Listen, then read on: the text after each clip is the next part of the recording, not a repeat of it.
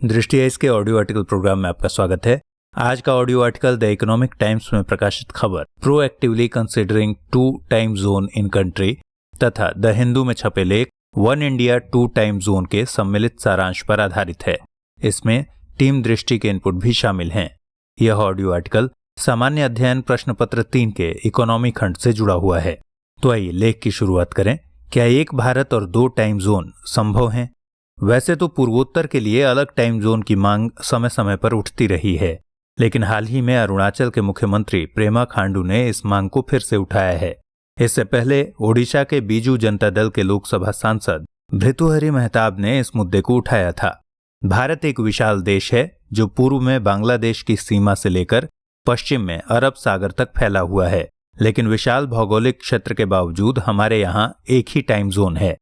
गौरतलब है कि भारत में टाइम जोन का मसला एक विवादास्पद मुद्दा रहा है।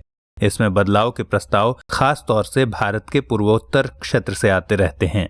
तो सवाल उठता है कि आखिर वो कौन सी वजहें रही हैं जिस कारण पूर्वोत्तर क्षेत्र से लगातार ऐसी मांग उठती रही है। 2 टाइम जोन की मांग कितनी जायज है, इससे ऊर्जा सुरक्षा पर क्या असर होगा तथा 2 टाइम जोन के विरोध का क्या आधार है इत्यादि। कुल मिलाकर मूल प्रश्न यही है कि क्या एक भारत और 2 टाइम जोन संभव है। देखा जाए तो प्रत्येक देश का एक मानक समय है जो अक्षांश और देशांतर में अंतर के आधार पर मापा जाता है। हमारे देश में आधिकारिक भारतीय मानक समय का निर्धारण उत्तर प्रदेश के इलाहाबाद को केंद्र में रखकर होता रहा है, जिसे दिल्ली स्थित राष्ट्रीय भौतिकी प्रयोगशाला निर्धारित करती है। दुनिया के अधिकांश देश एकल टाइम जोन से काम चलाते हैं और विशाल भौगोलिक क्षेत्रफल वाले भारत में भी एक ही टाइम जोन है। कश्मीर से कन्याकुमारी और अरुणाचल से गुजरात तक एक ही समय मान्य है। यहाँ बताते चलें कि यह व्यवस्था वर्ष 1906 में बनाई गई थी। हालांकि 1948 तक कोलकाता का आधिकारिक समय अलग से निर्धारित होता था और इसका कारण यह था कि वर्ष 1884 में वॉशिंगटन में विश्व के सभी टाइम जोन्स में एक रूपता लाने के उद्देश्य से हुई इंटरनेशनल मेरिडियन कॉन्फ्रेंस में तय हुआ कि भारत में 2 टाइम जोन होंगे। इसलिए कोलकाता का टाइम जोन दूसरे मान्य टाइम जोन के रूप में प्रचलित रहा। गौरतलब है कि मुंबई का समय भी 1955 तक अलग से मापा जाता था, हालांकि उसे आधिकारिक तौर पर कभी लागू नहीं किया गया। बहरहाल विस्तृत भूभाग वाले हमारे देश में एक से ज्यादा टाइम जोन की जरूरत की स्पष्ट वजह है। देश के कई हिस्सों में सूरज दूसरे हिस्सों के मुकाबले पहले उगता और अस्त होता है। पूर्वोत्तर में सुबह और शाम देश के बाकी हिस्सों से जल्दी होते हैं। इस कारण एक निश्चित समय सारणी के अनुसार खुलने वाले दफ्तरों में काम करने वाले लोगों को परेशानी का सामना करना पड़ता है। साथ में वायुयानों की उड़ान इत्यादि के संचालन में भी असुविधा होती है। दरअसल टाइम जोन के प्रति एक आम भारतवासी के मन में यही छवि है कि यह एक प्राकृतिक प्रक्रिया है जिसे बदला नहीं जा सकता और इसके कारण होने वाले नुकसान को हमें हर हाल में झेलना ही होगा, जबकि ऐसा है नहीं। पूर्वोत्तर के राज्यों में सूर्योदय सुबह के 4 बजे ही हो जाता है और शाम भी इतनी ही जल्दी हो जाती है। फलस्वरूप जब तक स्कूल, कॉलेज और दफ्तर खुलते हैं तब तक दिन का एक बड़ा हिस्सा बीत चुका होता है। रात हो जाती है, कार्यालयों में काम होते रहता है।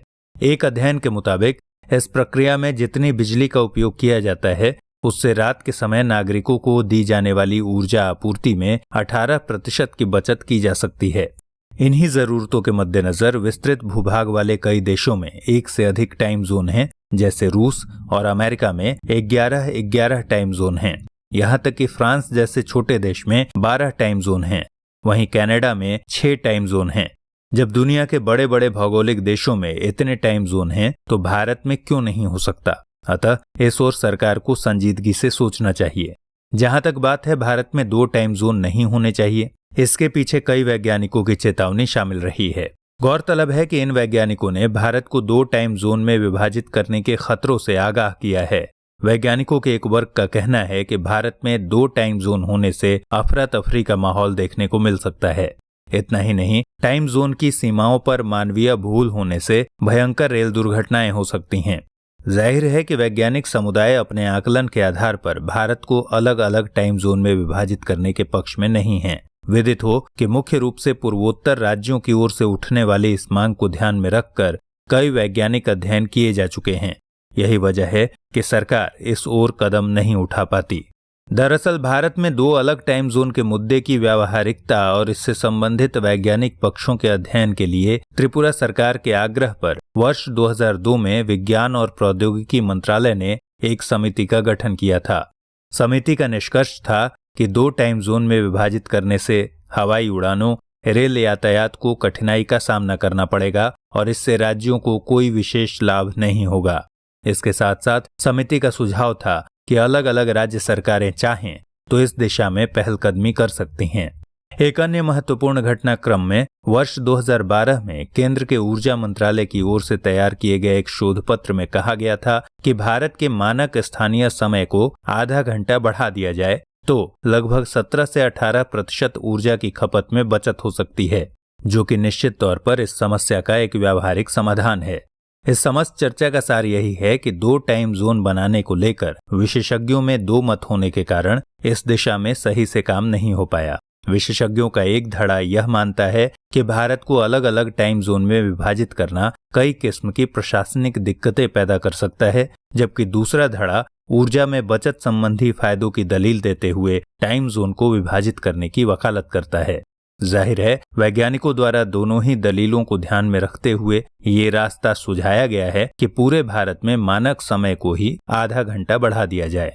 इससे टाइम जोन में बदलाव से संभावित प्रशासनिक दिक्कतें दूर हो सकती हैं। अतः इस सुझाव की दिशा में सरकार द्वारा सार्थक कदम उठाने की जरूरत है ताकि पूर्वोत्तर भारत की समस्याओं का समाधान किया जा सके और ऊर्जा बजट की दिशा में भी आगे बढ़ा जा सके। आइए अब जल्दी से नोट करें आज का सवाल।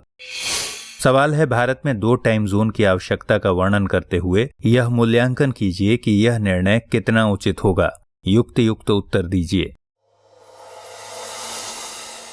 प्रिय व्यूअर, यदि आप दृष्टि आईएएस के YouTube चैनल पर लगातार अपलोड हो रहे नए कार्यक्रमों की सूचना और लिंक अपने पर्सनल व्हाट्सएप नंबर पर पाना चाहते हैं तो कृपया आगे की स्लाइड में दिए गए नंबर पर अपना व्हाट्सएप नंबर भेज दें। दृष्टि आईएएस की टीम प्रोग्राम अपलोड होने के तुरंत बाद आपके व्हाट्सएप नंबर पर वीडियो का लिंक प्रोवाइड कराएगी। साथ ही आपके नंबर पर हम भविष्य में जारी किए जाने वाले प्रोग्राम्स की पूर्व सूचना भी उपलब्ध कराएंगे। इससे YouTube चैनल का नोटिफिकेशन न मिलने जैसी समस्याओं से आप मुक्त हो जाएंगे और हमारे सारे वीडियो लिंक क्रम से आपके पास सेव हो जाएंगे, जिन्हें आप अपनी सहूलियत के मुताबिक देख सकेंगे। दृष्टि आईएएस YouTube चैनल का व्हाट्सएप नंबर है 9205885191। आपको करना बस इतना है कि दृष्टि स्पेस आईएएस टाइप कर हमें व्हाट्सएप कर दें।